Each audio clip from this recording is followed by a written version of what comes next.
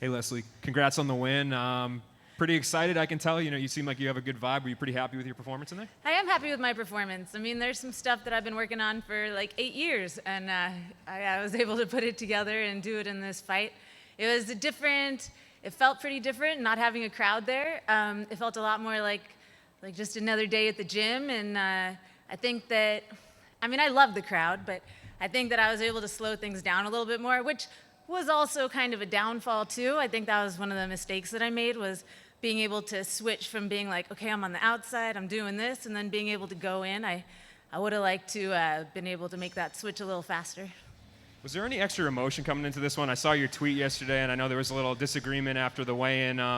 Was that something that you like coming into a fight with? Can you talk about that a little bit? Honestly, I mean, she didn't make weight, and I got a percentage of her purse, and I get a little salty. I had some bad experiences with people not making weight. Out of 3 out of 4, something like that, of the last people I fought or been lined up to fight haven't made weight.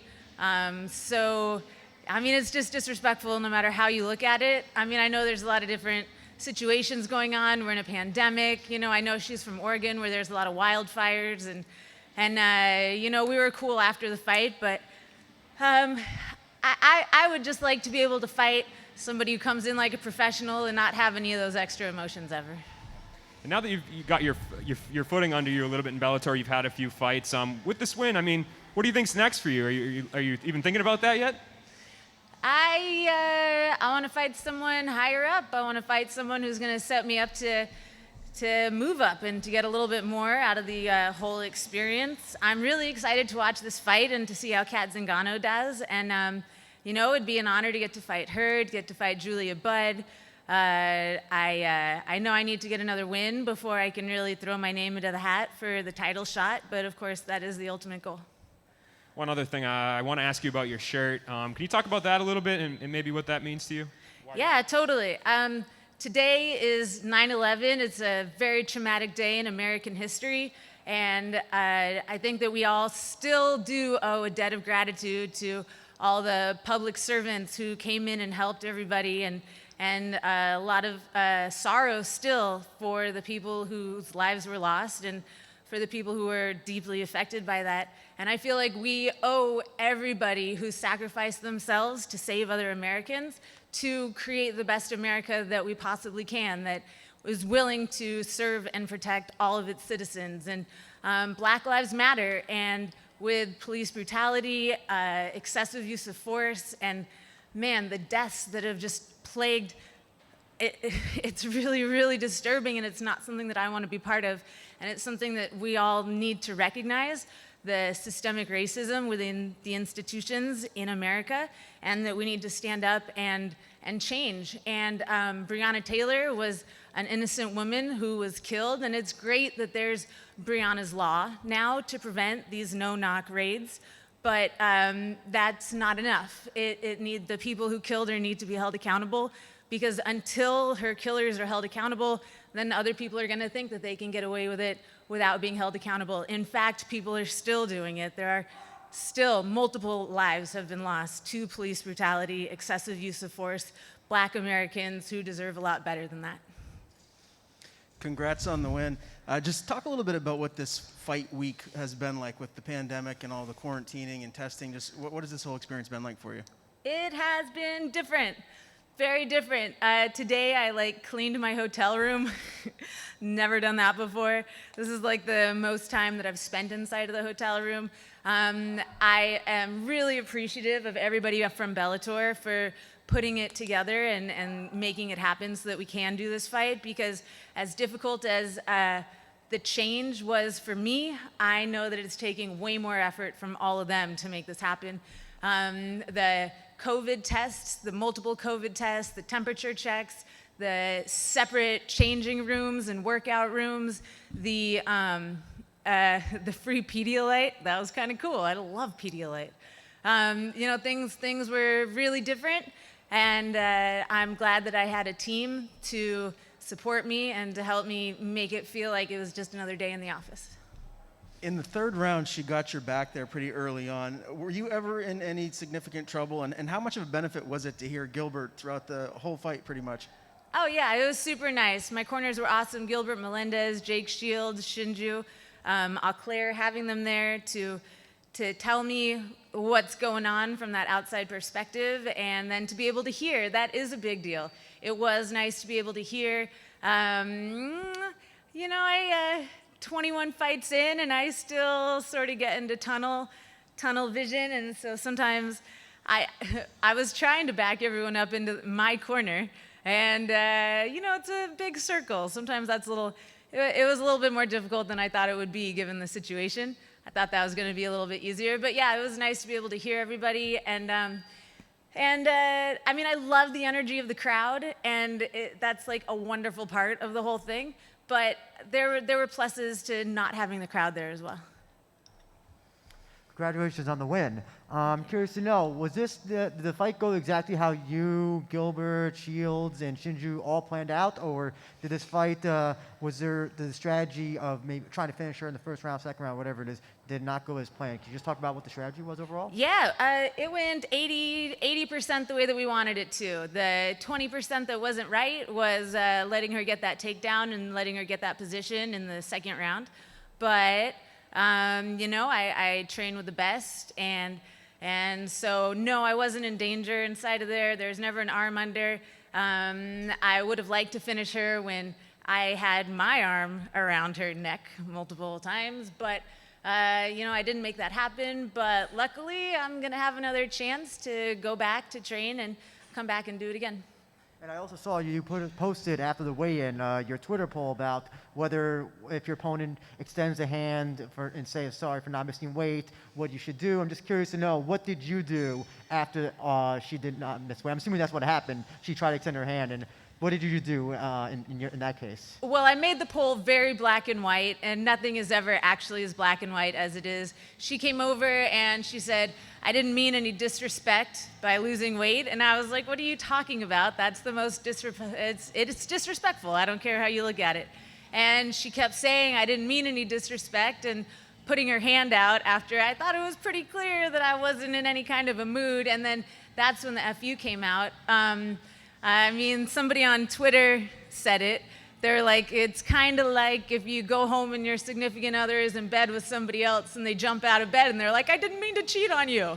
It's like, come on, really? You know, I mean, after the fight, we shook hands and it's all good. But at the time, no, it's literally the one way that you can show respect to your opponent, to the entire sport, and to the promotion that brought you out there. So yeah, I was a little salty.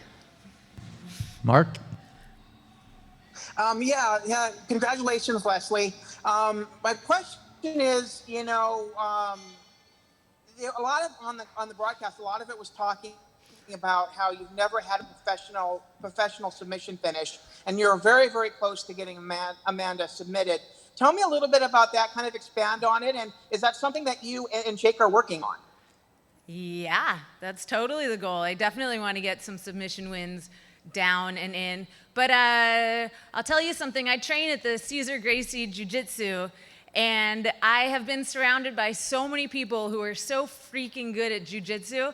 And, you know, Jake Shields, Gilbert Melendez, they are Cesar Gracie black belts, and they are amazing. I mean, obviously, everyone here knows how great Jake's submission game is, how great Gilbert is on the ground. I'm around people who are really, really, really good. Early on in my career, being surrounded by so many who are so good, I mean, 8 years ago, for me to get submissions in practice, it like wasn't even possible because everybody was just leaps and bounds above me. And so it really got ingrained in me to do the position over the submission. And so that's something that's very deep inside of me, is to look for that and to hold that. And so yeah, as my game progresses, then yeah, I do want to get some more submissions. But for tonight, I'm very happy with my performance. And I mean, maybe they were just being nice, but my coaches said they were happy with it too. And so that's going to be enough enthusiasm and momentum for me to take it home and work on it inside of the gym. And also, just one last question. What's it like for you to have a very supportive, promotion like Bellator, to be able to get some of your words out in terms of some of some of the things that you're promoting, like the Breonna Taylor situation? I mean, what does that mean to you to have a promotion that's willing to let you speak your voice, as it were?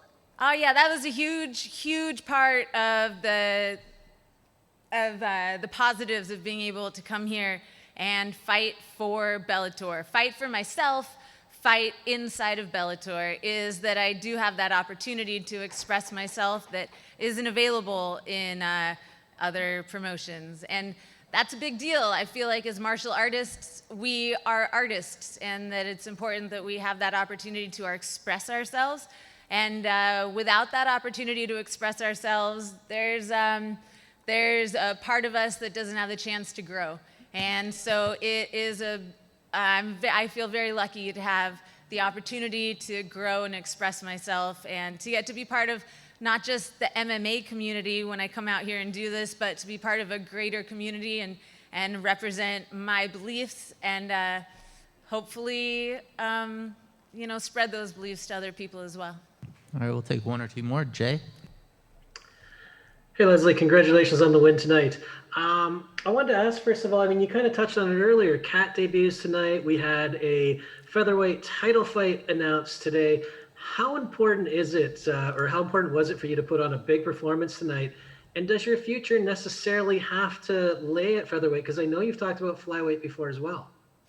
Yeah, well, starting from the beginning, it was very important to put on a very impressive performance, because last time that I was on a show where there were two featherweight fights, the winners of those two featherweight fights got to fight each other. And so I think that would be beautiful as the winner of the first featherweight fight, if I get to fight the winner of this next featherweight fight. And honestly, I hope that it's Kat Zingano. I started fighting when I was in Colorado, and she was in Denver. I was in Colorado Springs, and after I had 3 amateur fights, I was looking around for who the next person's gonna be, and it was, at that time, she was Kat Albert, and so I totally had my eye on her, and I feel like it'd be a pretty cool thing of a big circle coming around when I get to. Yeah, I'm gonna speak it into existence. I think it's gonna be cool when I get to fight her, and hopefully that's gonna happen before this year is over.